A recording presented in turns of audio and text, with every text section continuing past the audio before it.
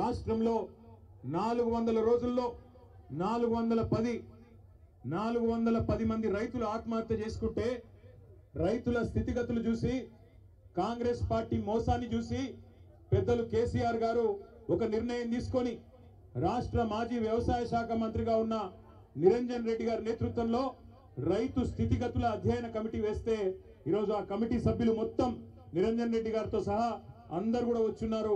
వారందరికీ నిరంజన్ రెడ్డి గారికి వారి మొత్తం సభ్య బృందానికి స్వాగతం.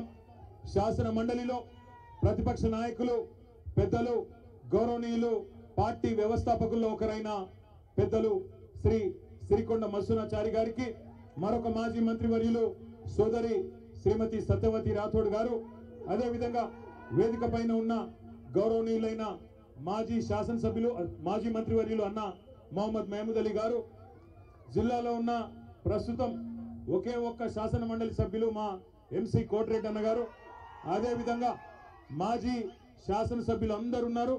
చాలా మంది సీనియర్ నాయకులు ఉన్నారు, గౌరవనీయులైన ఎమ్మెల్యేలు ఉన్నారు.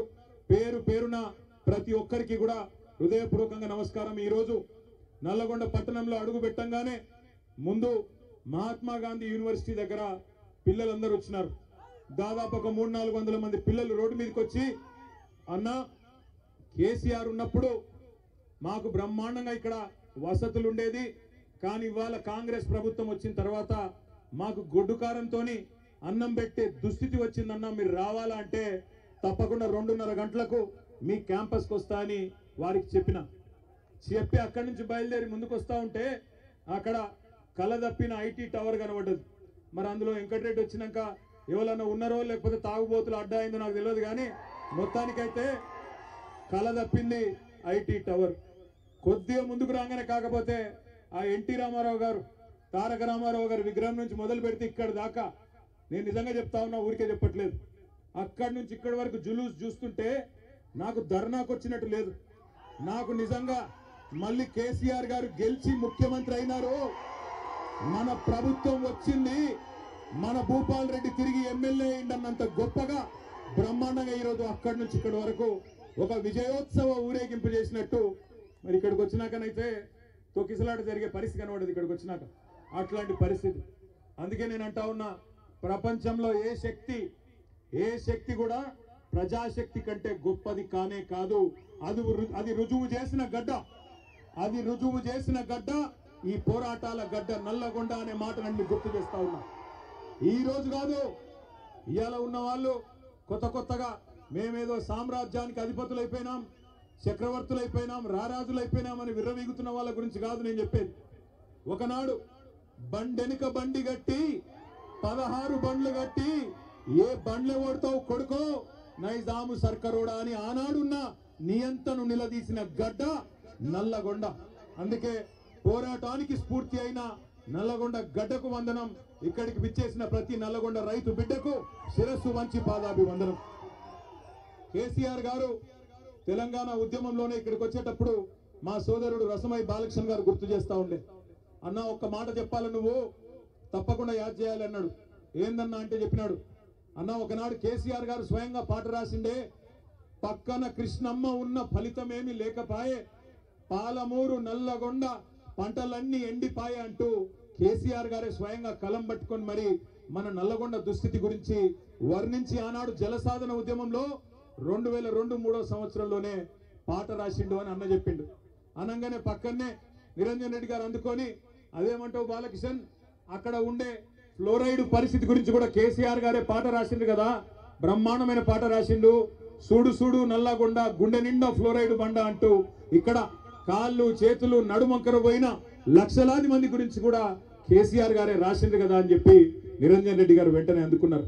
ఇవాళ కొంతమంది తెలిసి తెలియని మూర్ఖులు, తెలిసి కూడా తెలియకుండా అజ్ఞానంతో మాట్లాడుతున్న వాళ్ళకు ఒక మాట చెప్పాల్సిన అవసరం ఉంది. మొన్న అసెంబ్లీలో ఒక మంత్రి గారు అడుగుతాడు, ఏం చేసిండు కేసీఆర్ నల్లగొండకని అడిగిండు. నేను గుర్తు చేస్తా ఉన్నా ఆ మంత్రి గారికి, నల్లగొండ జిల్లా ముద్దు బిడ్డలందరికీ, ఇక్కడికి వచ్చిన రైతు బిడ్డలందరికీ, ఏం చేసిండు తెలంగాణను కేసీఆర్ అంటే, భారతదేశంలోనే పంజాబ్ను హర్యానాను తలదన్ని వరి పండించే విషయంలో భారతదేశంలోనే తెలంగాణను నెంబర్ 1 చేసిండు కేసీఆర్. తెలంగాణ భారతదేశానికి నెంబర్ 1 అయితే మొత్తం తెలంగాణలో నల్లగొండ జిల్లా వరి ధాన్యం ఉత్పత్తిలో నంబర్ 1 చేసిండు కేసీఆర్ అనే మాట గుర్తు చేస్తా ఉన్నా. ఎట్లా చేసిండు మరి? ఎట్లా చేసిండు అంటే ఎన్నడూ కూడా మీ టైలెండ్ గ్రామాలకు ఆ ఎస్ఆర్ఎస్పి స్టేజ్ 2 కింద ఉన్న తుంగతుర్తి కావచ్చు, కోదాడ కావచ్చు, సూర్యాపేట కావచ్చు, ఎన్నడూ నీళ్లు వచ్చేది కాదు. అదేవిధంగా ఎన్ఎస్పి కింద కూడా ఎన్నడూ టైలెండ్ గ్రామాలకు నీళ్ళు ఇచ్చే పరిస్థితి లేదు. కానీ కృష్ణలో, గోదావరిలో ప్రతి ఒక్క నీటి బొట్టును ఒడిసిపట్టి అటు పాలమూరు రంగారెడ్డి ఎత్తిపోతల పథకం కట్టినా, ఇటు ప్రపంచమే ఆశ్చర్యపడే స్థాయిలో కాళేశ్వరం ప్రాజెక్టు కట్టినా, చివరి మడి వరకు, చివరి తడి వరకు నీళ్ళిచ్చిన రైతు బిడ్డ, రైతు నాయకుడు కేసీఆర్ గారు అనే మాట నేను మీకు గుర్తు చేస్తా ఉన్నా. ఇవాళ ఎవరెవరో రావచ్చు, ఏదేదో మాట్లాడచ్చు. వస్తుంటే మా చిరుమర్తి లింగయ్య గారు పెద్ద కాపర్తి లాపిండు. లింగయ్య గారు ఆపి అన్న జెండా ఎగిరేసి పో అన్నాడు. జెండా ఎగిరేసి కాడికి పోయినా నేను. పోతే అక్కడ ఒక రైతన్న వచ్చినాడు. వచ్చి అన్న ఒక మాట అక్కడ చెప్పు నల్లగొండలా అన్నాడు. ఏం చెప్పాలి అంటే ఏం లేదన్నా, మేమందరం కూడా నల్లగొండ జిల్లాలో పాలిచ్చే ఆవును వద్దనుకొని తన్నే దున్నపోతుని తెచ్చుకున్నాం, అందుకే మాకు కర్మ పట్టింది అని చెప్పమన్నాడు. ఆయన చెప్పిండు, నేను చెప్తలేను. పెద్ద కాపర్తి రైతు చెప్పిన మాట నేను చెప్తున్నా. పాలిచ్చే ఆవును వద్దనుకొని మరి ఇలా ఎగిరెగిరి తంతున్న దున్నపోతులను తెచ్చుకొని మీద పెట్టుకున్నాం. పెట్టుకుంటే ఏమొచ్చింది మీరు చూస్తున్నారు. నిన్నగాక మొన్న ముఖ్యమంత్రి గారు చాలా గొప్పగా చెప్పిండు. ఏమన్నాడు? 26 జనవరి రాత్రికే 12 గంటలకే టకీ టకీ ఏమని పడతాయి అన్నాడు. పడ్డాయా టకీ టకీమని? పడ్డాయా? పడలేదా? 12 సార్లు కదా కేసీఆర్ ఇచ్చింది. యాసంగికి, వానకాలానికి లెక్క పెట్టుకుంటూ పోతే 6 ఏళ్లు నిరాటంకంగా మీరు అడగాల్సిన అవసరం లేకుండా, ఎన్నికల్లో మీ ఓట్ల కోసం జూటా మాట చెప్పకుండా కేసీఆర్ గారు ఆనాడు రైతుల మీద ఉన్న ప్రేమతో ఒకవైపు రుణమాఫీ చేయంగానే ఇక ఈ పైసలు ఖచ్చితంగా మళ్ళీ రైతులకు వేయాలని చెప్పి ఆనాడు 2017 సంవత్సరంలో భారతదేశంలోనే మొట్టమొదటిసారిగా స్వాతంత్రం వచ్చిన తర్వాత రైతు బంధు పథకం పెట్టిండు.